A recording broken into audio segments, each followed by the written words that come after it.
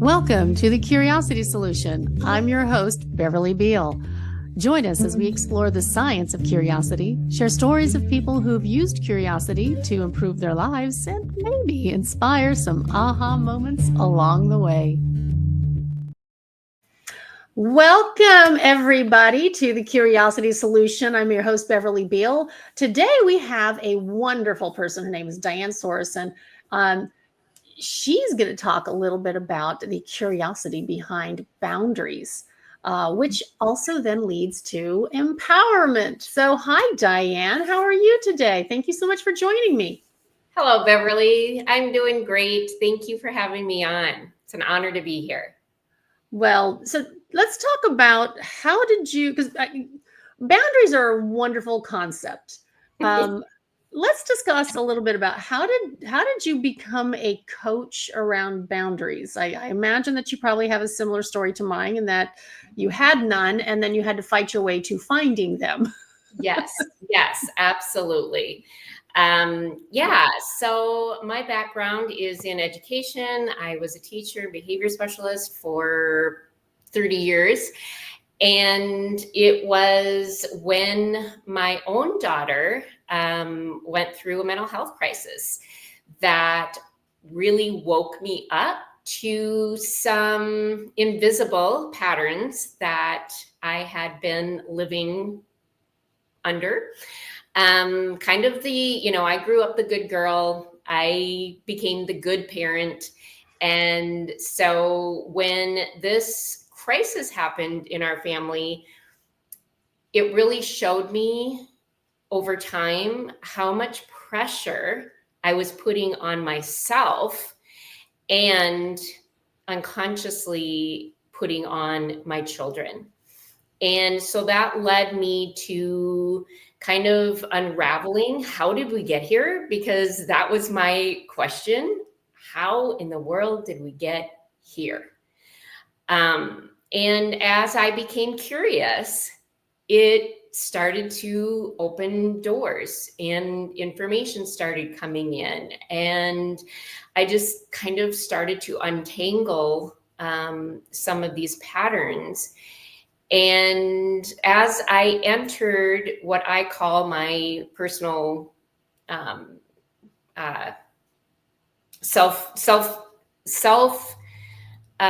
what do I call it?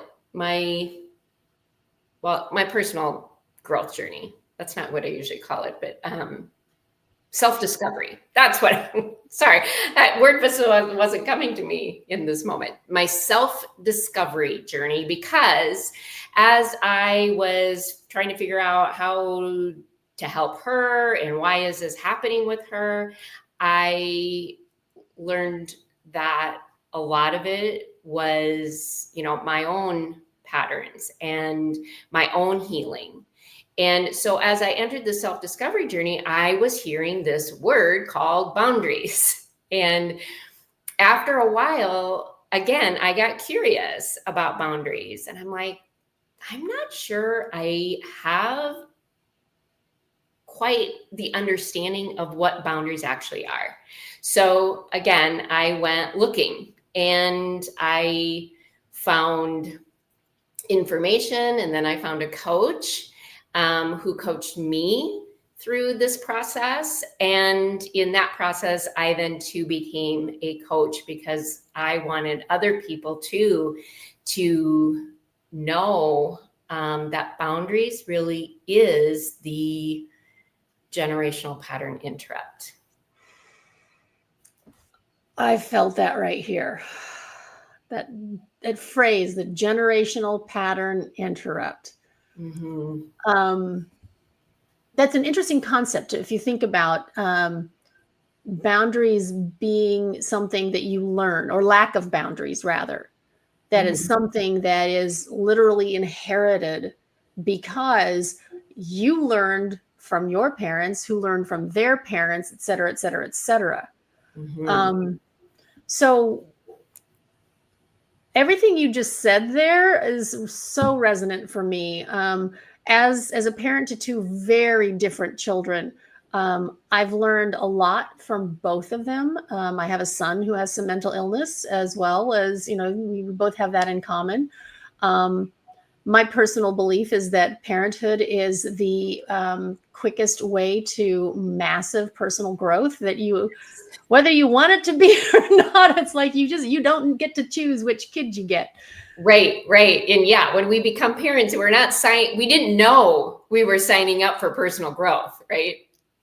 Yeah, I've been in talking about that to all of my friends who are in that stage of deciding whether they're going to move forward. Because yeah, I do have younger friends, which is really lovely. But so let's kind of go back though to that, breaking that generational pattern, that pattern interrupt.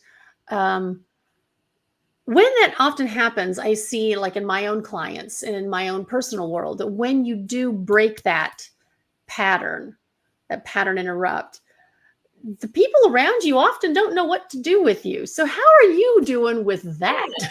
And how are your Yeah. clients doing with that when you coach them through that?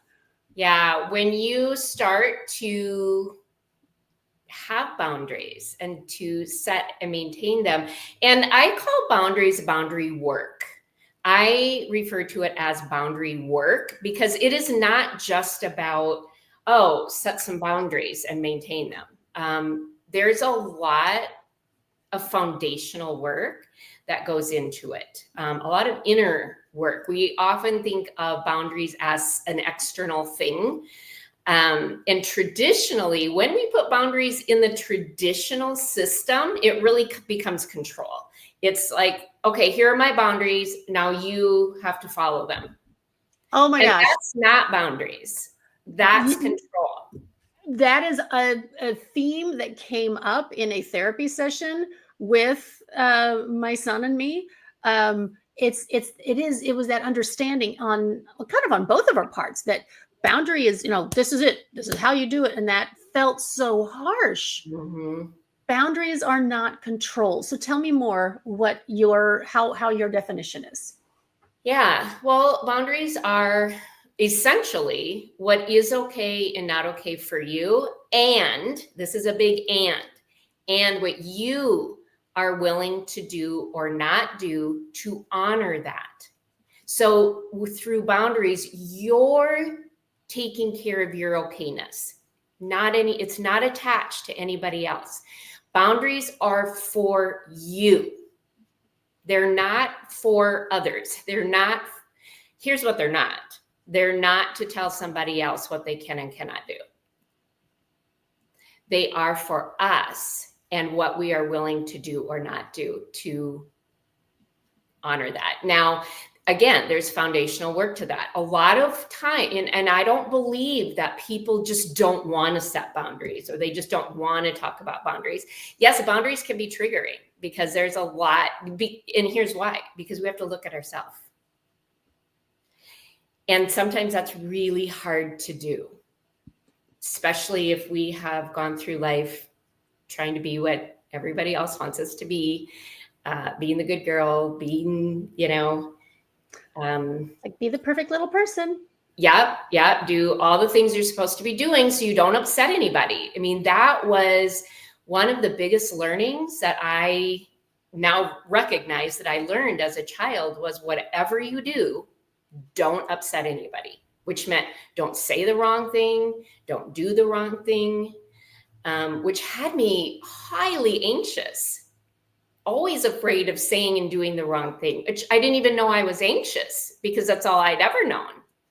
And when I went into the self-development world, it was like, and got in tune with my body, it was like, wow, there's a lot going on in there. There's a lot of energy moving around. So boundaries, a lot of the boundary work is getting reconnected in our body, not just living in our head, but getting reconnected in our body and knowing what is happening in there, how it feels. And working with that and managing that, because what happens in our traditional system is unconsciously we regulate ourselves through other people, right? You need to behave and be good. So as a child, I learned that so that my mother would be regulated, and my dad too, I guess, but it was really more my mother. And I took on the job unknowingly, unconsciously, of managing her emotions. What do I have to do to not upset her? And then, of course, it always, she'd get upset. And then I didn't really, I didn't know what I, I was just, I think I was so anxious just to be me.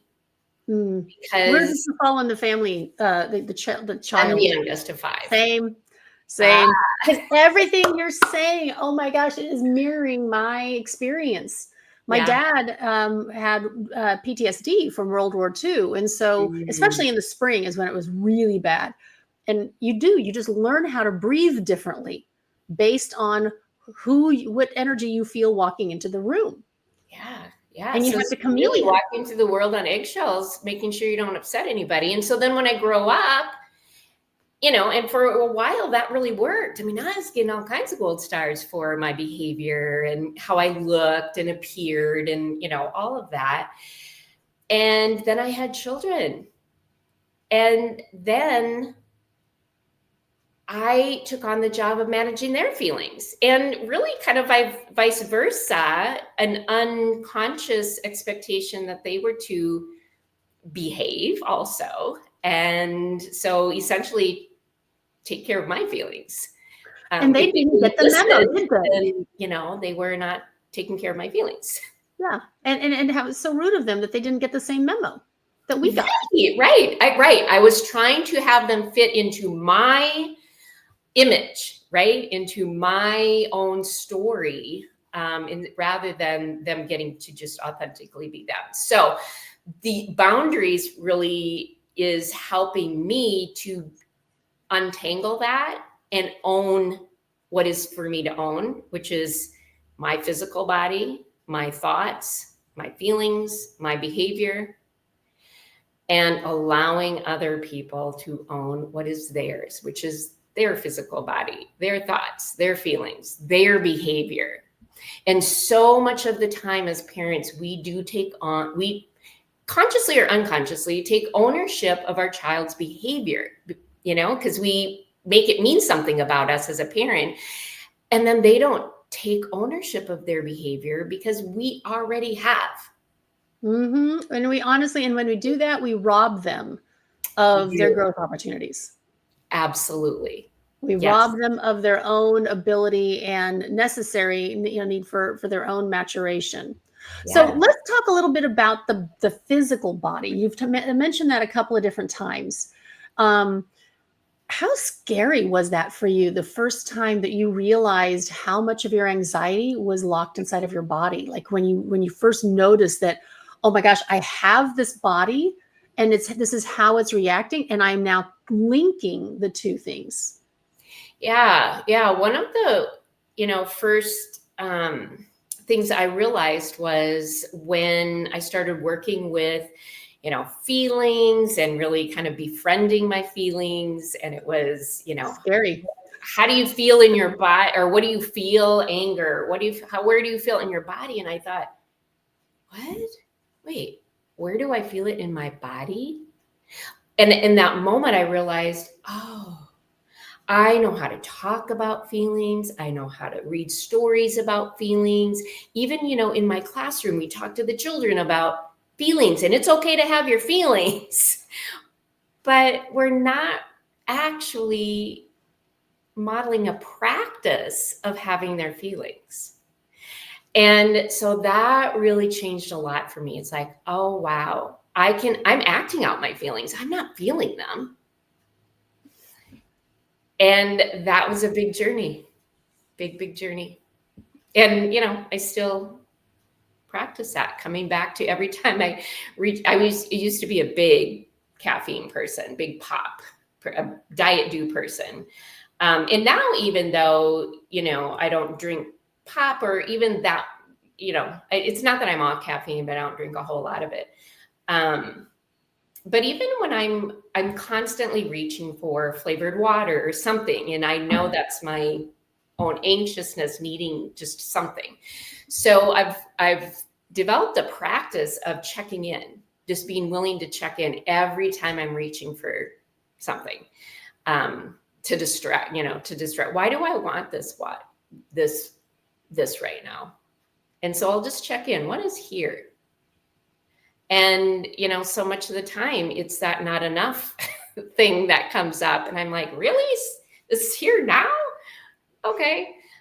So I just check in with it and, give it a little attention. What does it need? And how do I want to feel? What does that need to grow? And then I decide, do I want the flavored water or do I not? Do I want this caffeinated drink or do I not? Do I want this coffee or do I not? And then I make a choice. Sometimes I do. Sometimes I'm like, no, not really. That's incredible. I think people, again, I mean, when I was first starting down my self-development path, and you pull those that not enoughness, like, for example, you feel like, okay, well, I've pulled the root out, I pulled this big thing out of my body, and I'm good now. But just thinking about it from a gardening perspective, there's a lot of capillaries that go out. There's a lot of very tiny roots, just like in our own bodies. We've got our big main uh, blood vessels, but there's all those little tiny fringy capillaries. And so I think as long as we all understand that the remnants of that big root is going to still be, gradually working its way to the surface, and not making yourself wrong when you have another one of those I'm not enough moments come up. I think that is one of the big pieces that we all need to offer forgiveness for ourselves, or at least understanding. I mean, forgiveness is not necessarily the right word, because we're just being human. We're just having this lovely, human experience. But I love that you just shared that about questioning, well, why do I want this? I think for me, sometimes, it is that food thing. My office is right next to my kitchen. And so it's not that I'm even hungry, but I will liken it to saying, like, well, my mouth is lonely. Well, why is my mouth lonely? Is it because I haven't been able to speak my truth about something? What is it that I need to say that I've been holding back? And so I'm just trying to stuff it down more, when maybe I should just take a little bit more of a inquiry. So I like that.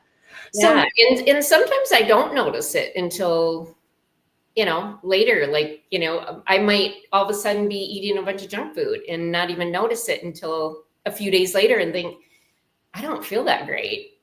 Oh, I've been eating a lot of junk. Why is that?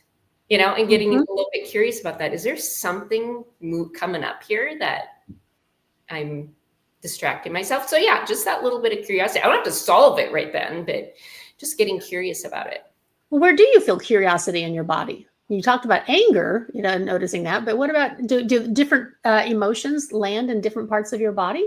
Yeah. I think curiosity for me is in my chest. I think it's kind of an opening. When I can get curious, it feels like an opening. Yeah. Yeah. For me too. It's like the entire front part of my body just kind of opens up, and it's like, like a little kid looking through a door. It's like, oh, what magic is here? Yeah. Yeah. Oh, so it sounds like when you were little, you really weren't allowed to be curious, because that might upset the balance of the family. Would that be a fair statement? Yeah. And that was my perception anyway, that it wasn't safe to be curious. I really cut that part of myself off, or suppressed that part. And I didn't ask questions anymore. Everything was just, okay, that's just the way it is. Asking questions it seemed like when I asked questions, bad things happened. Ooh. I remember when I had a question to add, like even just something that I wanted, like, can I stay at a friend's house this weekend? Or Friday night or whatever it was. And I remember I would follow my mom around for what seemed like hours. I don't know how long it was, but it seemed at the time like must have been hours, because I was so afraid to ask. Not because she might say no, but because of her own stress level. Sometimes it was, yeah, or no, that's not going to work. And sometimes it was just an explosion of, I don't know if maybe it was she was uncomfortable with her no, wanted to say no, but thought I'd get upset if she said, I don't know. But a lot of times she would explode and rah, rah, rah, rah, rah, rah. And that's what I was afraid of, that feeling of humiliation or rejection. And I had some times in school where I had asked, I thought I didn't understand something. There was a first grade incident where I didn't understand some directions the teacher had given. So I went to her and said, I don't understand this, and was told, well, why weren't you listening?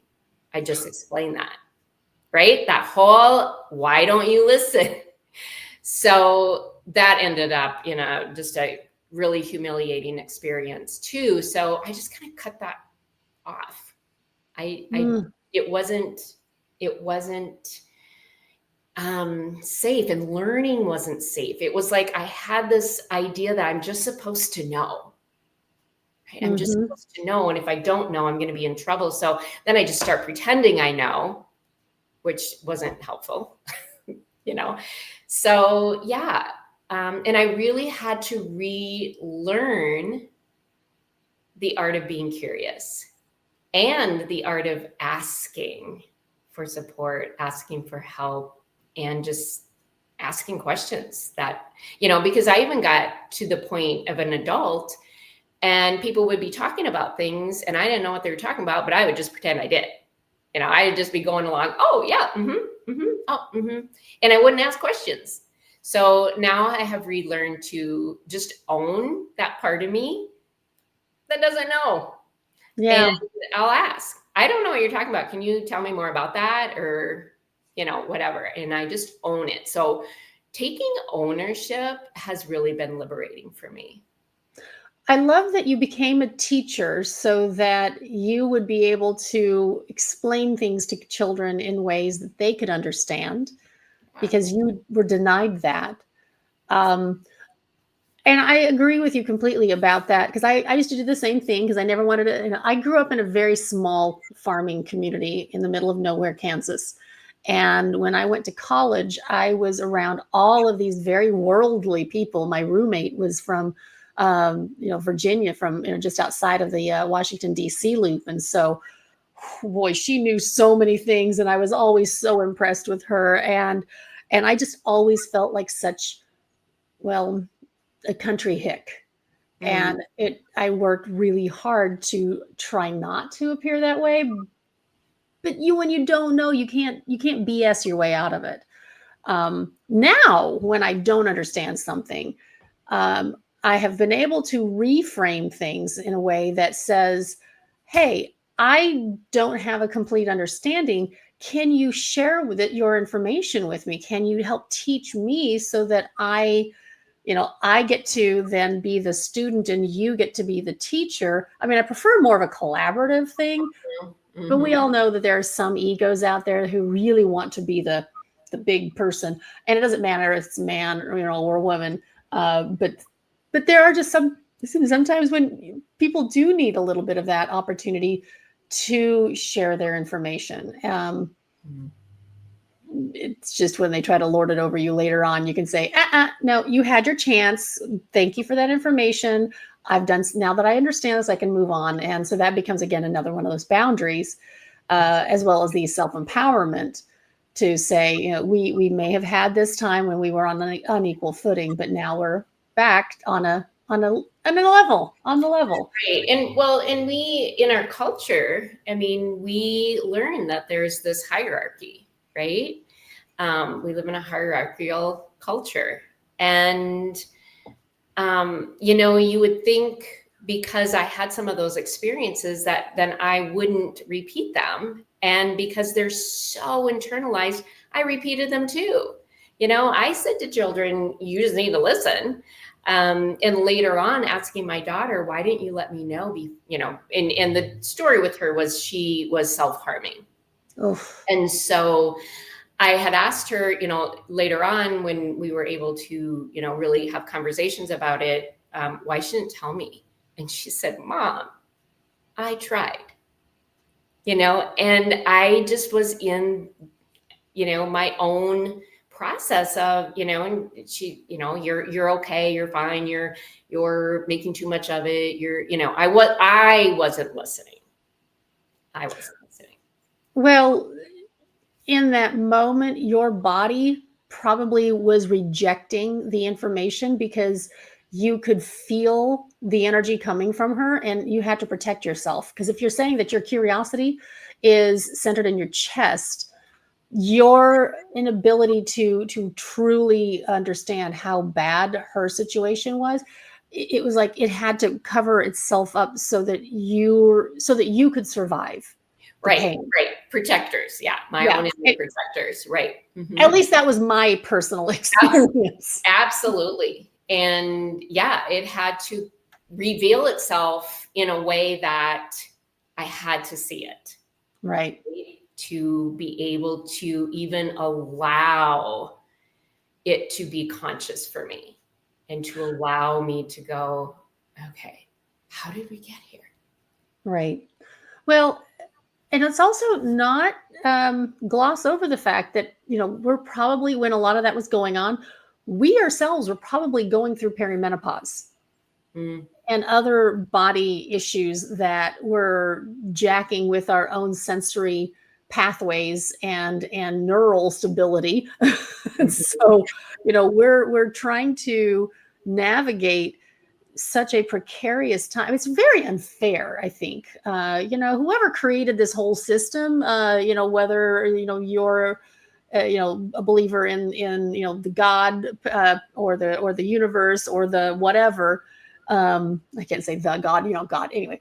Um, to go through reverse puberty while your children are coming up through that, and so everything is in such a state of flux. I just think it's a rotten little trick.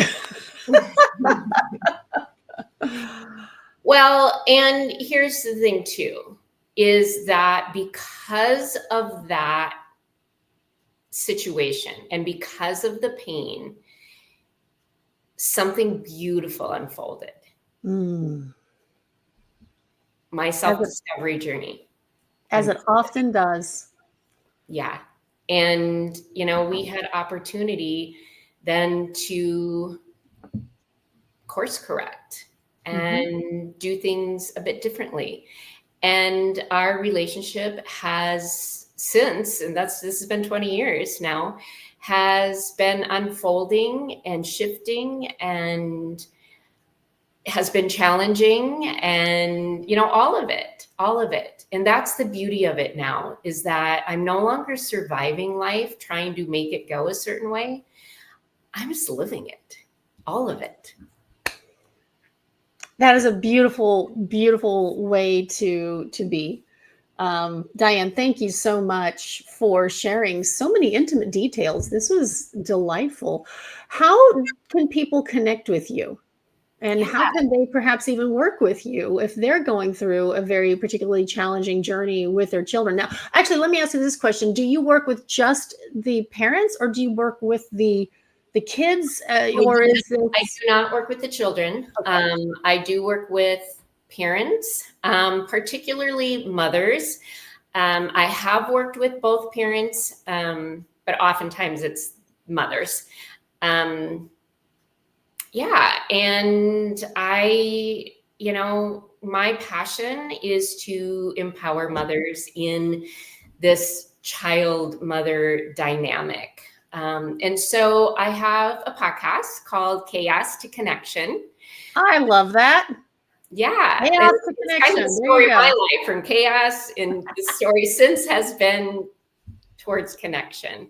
because that's where the real healing is. And so I would invite all the listeners to join us over there, and send me a message on Instagram. I'm on Instagram at dianesorensen.bb, and the BB is for boundaries and breakthroughs. So Love it. come over there, send me a message, follow along.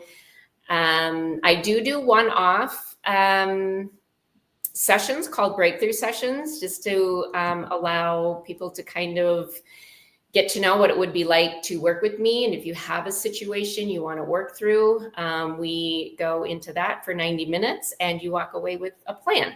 So yeah, and then I also have coaching programs where I work with women one-on-one to empower them in their life. Do you do any group work with these moms? Sometimes I do. At this particular time, I am not doing any group work. I have a community, so those who I work with one-on-one, we also meet as a larger community once a month, so that they can also get to have that experience, because I think community is huge, huge, huge here, so that we know we're not alone. I'm not the only parent going through this, because it can be very lonely. Yeah. My biggest struggles with parenting were all before social media. Yeah, And it right. would have been helpful to know that, hey, I'm really not a horrible parent. I just happen to have a child who has some issues that, I had, but again, I had family that were blaming me, and my husband for how we were raising him, and actually talking to him. How dare we give him choices?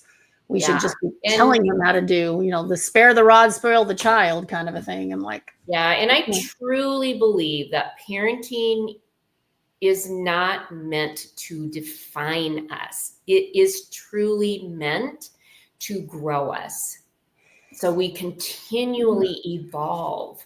We're not meant to stay the same. We're not meant to do it the same always, right? Every generation, you always hear, what is wrong with this generation? Because we're always doing it different. We have to keep changing and evolving and growing. And sometimes that has to come to us through pain. And yeah. that's okay.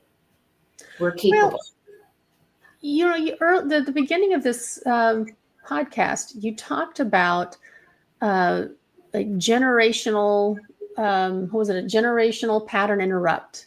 Mm-hmm. You don't have a pattern interrupt unless the pattern no longer works. And you won't recognize that it's not working without some level of discomfort. Now, that discomfort doesn't need to be, this incredibly difficult, damaging experience, but for some people, it kind of does. Yeah. Yeah. I always think about, always heard this from Oprah Winfrey, the universe gives you a little tap and you ignore it. Then it gives you a little shove and you ignore it. And, it has to sometimes bring you to your knees before you're like, the, okay, the that needs, cosmic 2x4. yeah. Um, okay, well, so working with you, it sounds like, will help parents avoid having a bigger cosmic 2x4. I think learning how to feel in your body the feelings, rather than just observing them, will also do that. I know me personally, it took a lot for me to do more of a as you say, the pattern interrupt on that generational level. For me, it was a breast cancer experience. Mm. Since then, I've become very attuned to my body and listen a lot more attentively than ever before. And so that's been helpful, but it can make you feel a little bit neurotic. How do you combat that? Can you ask the question again? I'm not sure. Oh, in maybe this is just me, but sometimes when I listen to my body for those cues about like, well, what are my emotions? Do you ever find yourself almost getting too body centered? Um, that can happen. That can happen. I think oftentimes we go to extremes. Like, so if we're real reactive, then sometimes we'll go clear to the other extreme. And actually, sometimes this work can lead us into being avoidant. And I don't know, I call it spiritual bypassing, There you where go. we're just like, okay, if I'm doing this right, I will just be zen and peaceful all the time. And that's not true. And it's not, sometimes we get triggered because we're triggered because we think, well, if I'm doing this right, I shouldn't get triggered. And we're really just coming home to an understanding what it's like to be human. As humans, we feel, and we feel it all. We can feel the heartbreak, we can feel disappointment, and it comes when we don't even know it. Last week, I was sitting in heartbreak and disappointment over a situation around the holidays that is coming up. That's a pretty popular one, isn't it? We get triggered around the holidays. But here's what's different about it. There's no drama in it at all, because I'm not blaming anybody. So a family member, so here you asked about what it's like when you start to approach things differently. So I had some boundaries, and I've set some boundaries, and there was a family member who isn't really liking that and is pushing back by saying, I'm not coming in the holidays. And I'm Okay. like, okay, that's it. Okay. And I asked some questions. I'm curious what brought you to that decision. And well, something happened, but that's so here's the passive aggressiveness. They wanted me to know there was something upsetting them, but they weren't willing to say it with words, because that's very vulnerable, right? And that is a pattern that has gone on in our family. We don't say what we mean. We figure out some way to get our point across, right? So I kind of opened the door with some questions, and then, it was kind of closed, and then I'd open the door with another question, and then, but it came back. We can have a conversation after the holidays, and that's fine. I can be okay with that. And actually, maybe it's a good thing for us both to be able to process some things before we do come together and talk about them. But I brought this up because I felt disappointed. It was heartbreaking. And I owned that. That was my experience. And once I own that and kind of feel through it, and then how do I want to feel? I can hold disappointment and heartbreak in one hand, and I can hold joy in another. So they can coexist, and I can still create the holiday that I want to have. And the beautiful thing of this is, as the days go on, I realize, this is a beautiful opportunity too, that we are now going to be able to step into a different type of relationship together. That's beautiful, and such perfect timing for this podcast and for this conversation, since this will be airing in mid-December. It is absolutely ideal. So yes, I am excited for people to notice where the joy is living in their bodies, to notice where the disappointment is, and just and observe. I think that's the key takeaway. I would hope people will understand is that boundaries don't have to be hostile. They can be very nurturing. And that it's you not trying to control other people with your expectations, because I think that's where the mix up comes a lot of times, is that The boundaries is not is different than expectations. You can only control how you are showing up. So Diane, I will make sure that I have all of your contact information in the show notes. We'll make sure that we get this, have this available for people so they can connect with you, because I imagine after the holidays, there may be a few people reaching out going, okay, I don't know how we have survived this couple of weeks with the kids home. I'm so glad they're back at school. I need help. Yeah. So if they'll have all that information on how to connect with you, and I'll have my information about how you can also use a class that that I offer on energetic boundaries. That we can that'll all be in the show notes. But for right now, I just want to thank you so much, Diane, for your time, for your vulnerability, and for your wonderful insights. Thank you, Beverly, for having me here, and it's been a pleasure. And until next time, stay curious, friends.